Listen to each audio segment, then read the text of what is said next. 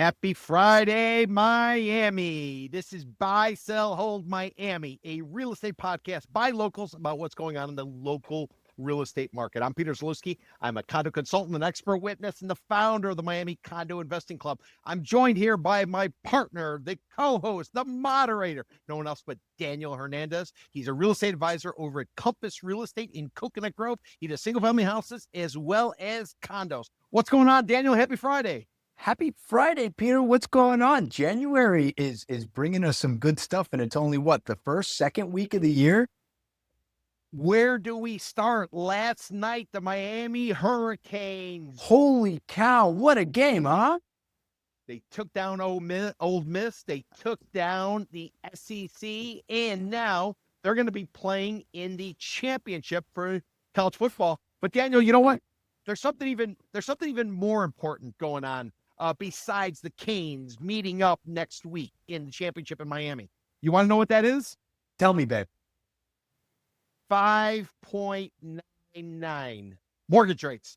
Mortgage rates hit 5.99 today as a result of Donald Trump asking or telling the Fed to go out and spend about $200 million on mortgage-backed securities via Fannie Mae and others. $200 million? Aren't those same guys that went broke about 15, 20 years ago?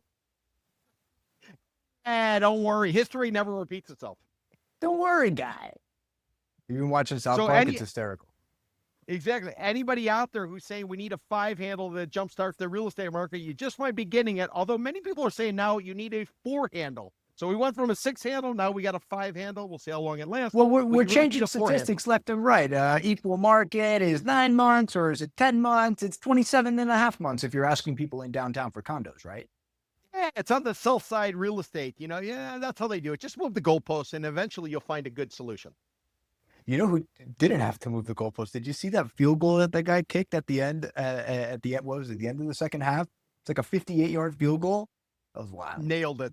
Let me tell you what, they're corn fed. Did they eat corn in Mississippi? Old Miss kicker. Is there any corn in Mississippi? No, it's a lot of cow. A lot of beef, chicken too. A lot of chicken. So I'm glad you brought that up, because that brings us into our first topic of the rundown. And what's the rundown? Because this is Buy, Sell, Hold Miami. And if you're just joining us first time today, this is episode number 34. And Buy, Sell, Hold Miami, real estate talk show. And if you look at the bottom of your screen over there, or maybe it's over here, we pick 5 topics week after week. Peter and I throw things back and forth. Sometimes there's just so much we have to condense it. Sometimes we do 2 shows in a week. We'll be doing that next week, I think. But at the end of each topic, we either buy because we agree, we sell because we don't agree, or we hold because, well, we don't really know, and we're going to punt it, just like the Miami City Commission does on everything.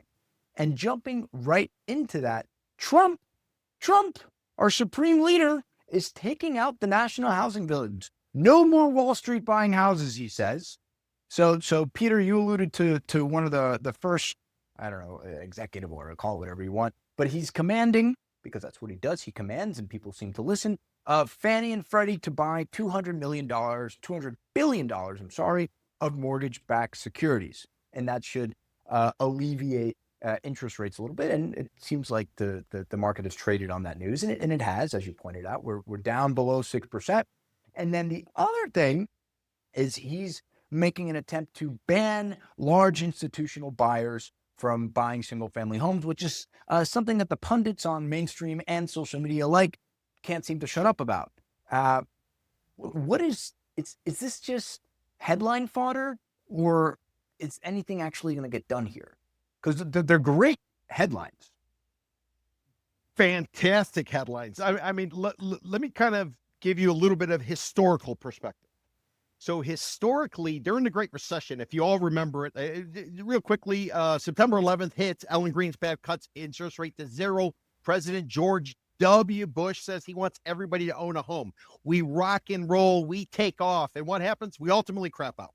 On the condo side, we hit our peak in terms of pricing, somewhere in and around 2007. On the transaction side, we hit the, in terms of number of deals, we hit the peak in 2006. By 2008, the market falls out from transactions. 2010, prices have collapsed 49%. So what happens?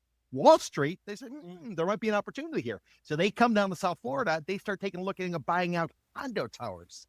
They figured they're going to buy them. They're going to take them down. Everything is great. I had the pleasure of working with Blackstone at the time.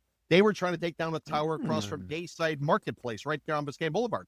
And you know what Which building happened? was that? Well, it used to be called Everglades. Everglades on the Bay. Now it's called Biscayne. So what Biscayne. ultimately happened though is foreign nationals moved in. U.S. dollar was weak. Discounting was dramatic, and Wall Street was never able to get what they needed, which was at least 51% of a building. And what their plan was, we take 51% of a building, we can control the association, we bring in an engineer, we bring in a property manager, we streamline it all, we got control, we hold these units long enough, we rent them, and then we sell them and make a profit. Well, you know what happened? Those foreign nationals, they bought so many, they blew the percentage. So Blackstone and others, what they did is they said, let's take this model that's vertical, let's tip it sideways, and let's go after single-family houses. What they did is they then took all the cash they had, they went out to the suburbs, and they started to go ahead and buy these single-family houses, and they bought with a voracious appetite. I got a guy on the podcast next week. He was actually selling to Blackstone. They were ramping up the prices. They were asking whatever the hell they wanted. Blackstone wanted. So fast forward to where we are today.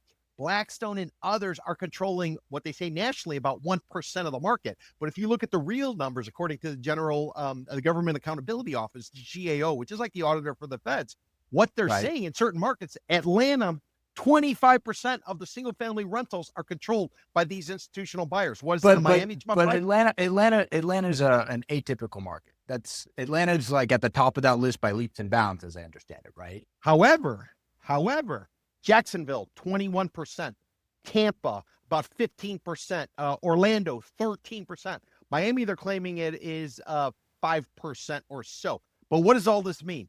That means if suddenly you are an institutional group and you own these houses, you got to dump them.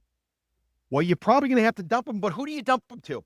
If somebody new coming in cannot buy in bulk because President Trump is banning them, you have to sell them off one-off.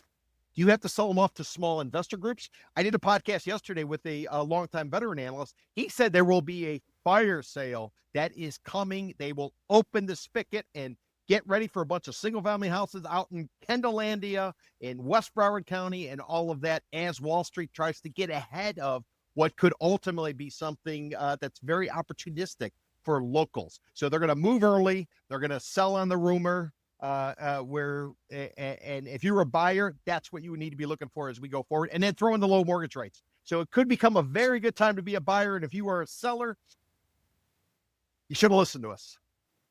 But I want to make something clear. The vast majority of these institutional, like there's different levels to institutionally owned homes. There's just the mom and pop guy who owns like 10 properties. That's not who we're talking about. We're talking about the guys who own thousands and thousands and thousands of homes. And the reality is that there's only like a couple dozen of those max.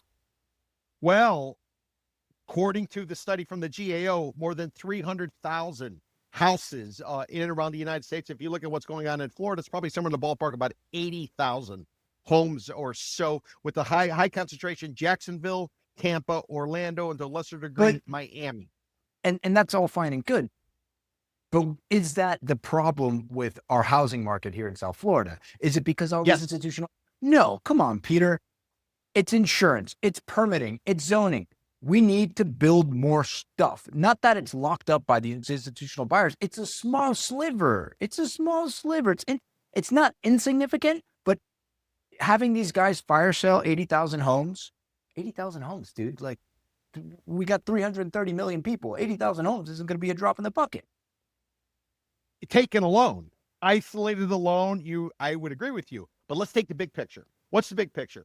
Condos are too expensive to live in now, increasingly, especially if they're old. Why? Because of Surfside, the collapse, the legislation that followed. You have maintenance fees on the way up. You have hefty special assessments, as much as $100,000 a door if the building's at least 15 stories, based on our. But the sellers are paying for those, and they're taking the haircuts. Well, they're taking the haircut, but do you as a buyer want to go in knowing there might be additional work? Anybody who's ever done rehab knows as soon as you open that wall, everything you expected, it might not necessarily play out that way. No, the structural integrity reserve says you only have to do it. It's one and done, right? It's not constant, right? Well, that's what they say. That's what they say. But listen, if you let anything sit for 40 years and you don't do anything to it, you never know exactly what is going to happen. But here's sort of the rub.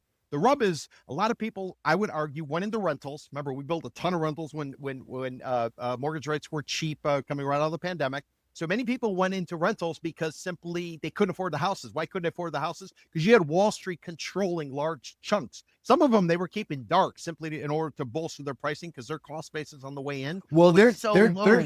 there's talk, allegations, and I'm not going to point any fingers or any elbows, but that single family home developers now, they're giving all these, we've talked about this in past shows, they're giving all these rate buy downs and these deals to keep those pre-construction single family home values, sort of inflated, so that if there's any slippage whatsoever in that submarket, you're screwed. I would not put it past these single family home developers for pulling crap like this.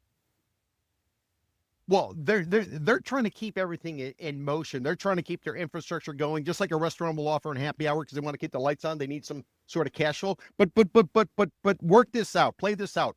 If you go ahead and you go into an old condo or a condo and it's very expensive, or you go to a rental, which by the way, the rental numbers are coming down. I think everybody would agree with that. Anecdotally, drive around, you're going to see signs everywhere.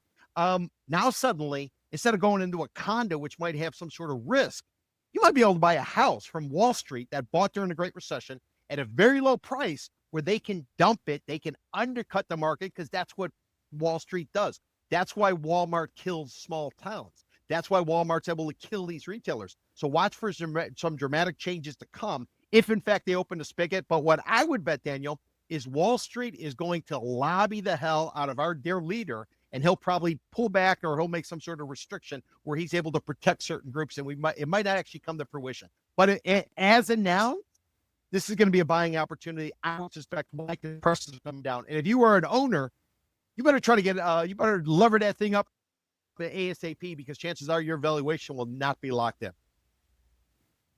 Trump takes out national housing bill and buy, sell, hold.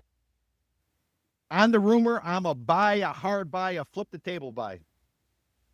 Peter. I'm selling that for the cannon fodder that it is. I don't buy it for a second. But what I do buy, or what I can't afford to buy because Larry Page seems to be buying everything, are homes in Coconut Grove. And big numbers are getting even bigger. We talk about the Grove like weekly here, but because it's close by, it's relevant, and the headlines they say it all. So Larry Page, and if you guys don't know who Larry Page is, he was co-founder of Google along with Sergey Brin. They founded this little search engine. You might have heard of it. It's a competitor with Bing. Back in 1998 as PhD guys at Stanford, I'm pretty sure, right?